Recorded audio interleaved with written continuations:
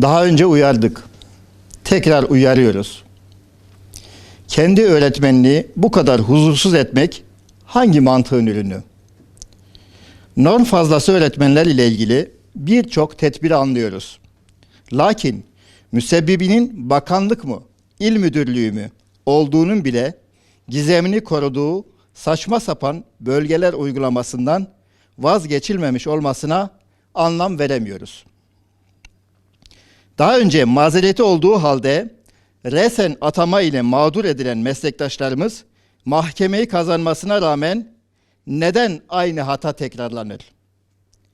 Meslektaşlarımızı mağdur ederken mahkemeleri kaybederek devleti zarara uğratanlara rücu işleminin uygulanması dışında yanlıştan vazgeçmeleri mümkün görünmüyor sanırım. Ayrıca ilçe emrinde olup engel durumu olan kardeşlerimizi de mağdurlar listesine ekleme çabanızı anlamış değiliz. 2025 aile yılında aileyi dağıttınız. Bari aile yılının bittiğini hatırlayın da 2026'da dağıtma işleminden vazgeçin. Kendi öğretmenini mağdur eden bir bakanlık olur mu? Bölge safsatası ile Doğanşehir Erkenek'te Gövdeli'de çalışan meslektaşımız eşinin çalıştığı Yeşilyurt'a mazeret başvurusu yapamıyor iken Yeşilyurt'taki meslektaşımı resen söz konusu yerlere gönderebileceksin. Bu çelişkilerin sonucunda toplum huzurunu kaçıran, barışı zedeleyen bürokrasideki uygulamalar için siyasi iradenin de biraz kafa yormasını bekliyoruz. Toplum huzurunu, barışını zedeleyen kimler ise gereken ikaz yapılmalı. Yanlışı yapan bürokrasi iken ikazı üyeden yiyen biz sendikalar ve toplumdan yiyen siz siyasi irade. Sürekli normların değiştiği deprem bölgesinde konutlar ve okullar teslim edilmeden norm fazlası atamasını hangi mantık ile yapıyoruz? Dün ihtiyacım yok diyerek gönderdiğiniz arkadaşlarımızın yerine bugün ihtiyaç duyuyorsunuz. Bugün fazla dediğiniz kurumlarda yarın ihtiyacınız olacak. Az buçuk mantık ve vicdanımızı devreye koyar isek normalleşme sağlanıncaya kadar Malatya ve benzer illerimizde görevlendirme yolu ile ihtiyaçların giderilmesi gerektiğini anlarız. Norm kadro fazlalığı işlemleri özellikle resen atama ilimizde ve diğer 3 deprem ilinde rafa kaldırılmalı, rafa kaldırıldığı da bir an önce ilan edilmelidir. Milli Eğitim Bakanlığı'nda belirsizlik dışında her şeyin değiştiğini görmek bizleri, eğitim çalışanlarını üzüyor. İstişare önce edilir. Mantığa, akla, adalete aykırı yönetmelik ve kılavuzlar çıktıktan sonra istişare yapılmaz. Sonuç, yanlışta ya ısrar, inat ya da geri adım atmak. Sanırım ikisi de doğru olmayan durumlar. Paydaşları ve alanın sesini dinlemeden adım atılmaması daha doğru olur düşüncesindeyiz.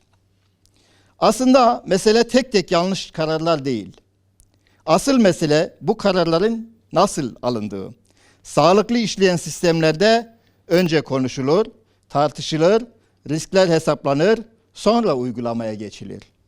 Bizde ise çoğu zaman işler tersinden yürüyor. Bir yapalım, bakalım, olmadı düzeltiriz. Eğitim gibi milyonların hayatına dokunan bir alanda bu yaklaşımın bedeli her zaman ağır oluyor. Ve bu bedeli genellikle öğretmen ödüyor. Gelişim raporları süreci de bu yaklaşımın sınırlarını net biçimde gösterdi. Türkiye Yüzyılı Marif Modeli kapsamında öğrencilerin gelişimi zaten sınavlarla, performans çalışmalarıyla, süreç temelli değerlendirmelerle izleniyor. Buna rağmen öğretmenlerden e-okul üzerinden binlerce veri girişi talep edilmesi, eğitime katkı sunmaktan çok öğretmeni aslı işinden uzaklaştıran bir angarya dönüştü. Nitekim geri çekilme gerekçesi de bu orantısız ve sürdürülemez iş yükü oldu. Ki geri çekilme şekli de olumlu bir adım olmasına rağmen net, rahatlatıcı bir çözüm olmamıştır. Bugün yeni kılavuzlar, yeni düzenlemeler konuşuluyor. Ama mesele metinlerin teknik ayrıntıları değil.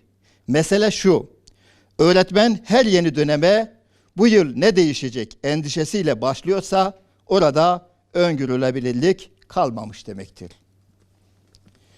Yıllardır dile getirilen öğrenmeye değil öğretmeye, yapmaya değil bilmeye odaklı eğitim eleştirisi hala geçerliyse sorun belgelerde değil yaklaşımda demektir.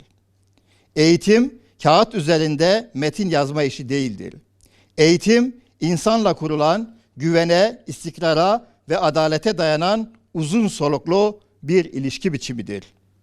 İhtiyacımız olan şey sık sık değişen kılavuzlar değil, tutarlı, sade, adil ve öngörülebilir bir çerçevedir. Son olarak Milli Eğitim Bakanlığı ve Milli Eğitim Müdürlüğü'nün norm fazlası öğretmenlerin resen atanmasından ve benzer yanlışlardan vazgeçmelerini bekliyoruz. Yeni yanlışlara kapı aralamamaları noktasında da daha dikkatli olmalarını öneriyoruz.